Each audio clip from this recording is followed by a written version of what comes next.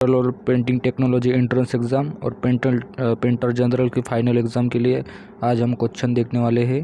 तो question number 1 है,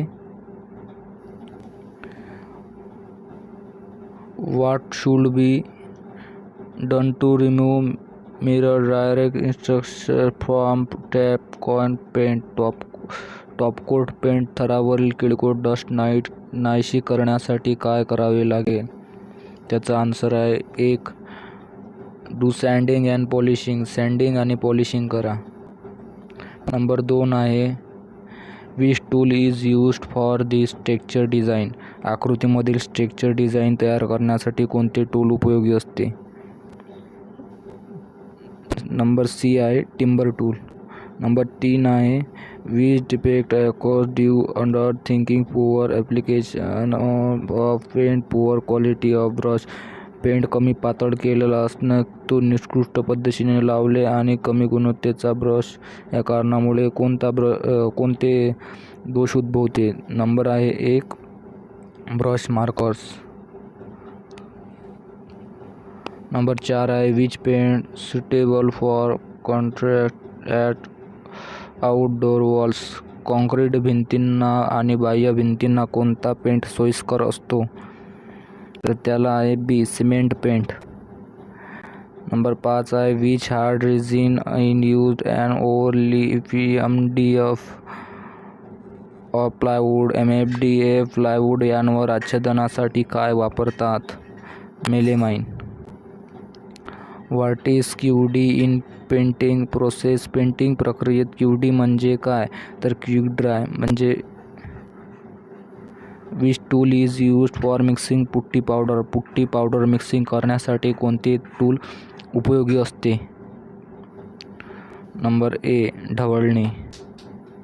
number 8 आहे, which type of cleaning method is used sanding which wood and wall surface, लाकडी पृष्ठभाग आणि भिंतीच्या पृष्ठभागावरील सँडिंग करताना सरफेस क्लिनिंगचा कोणता प्रकार वापरला जातो?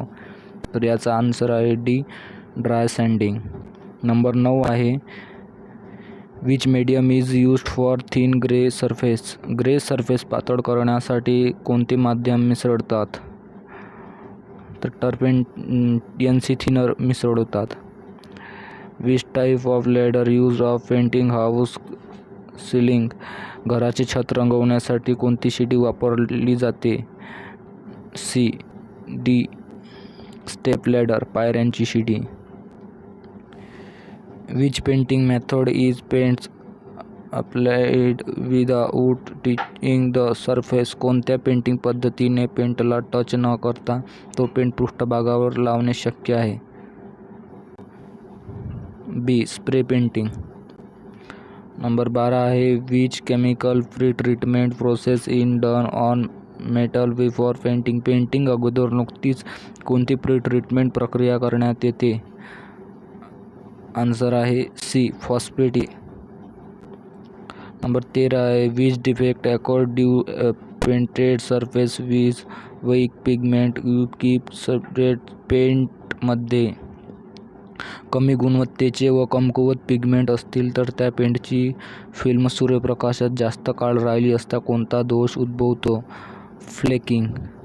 फेडिंग उद्भवते. नंबर 14 आहे, what is the colour code of pipe carried acid वाहून नेणाऱ्या पाईपला कोणता कोड लावलेला असतो? जांभळा.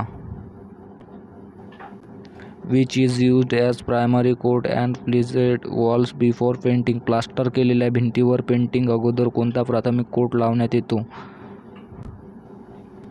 ए, wall putty.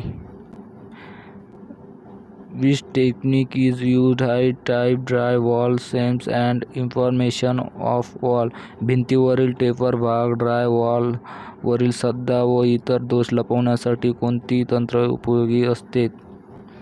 Number D, structure. Number 17 आहे, what is the area of this wall brass, दिलेल्या भिंतीचे क्षेत्रफळ किती ब्रास होईल? तर याचा आन्सर आहे सी, 7.68 ब्रास. नंबर 18 आहे, what is the name of equipment, या साधनाचे नाव काय आहे? इथे साधनच दिलेले नाही आहे ना. डायरेक्ट आन्सर दिलेला आहे पायऱ्यांची शिडी. What is the name of device?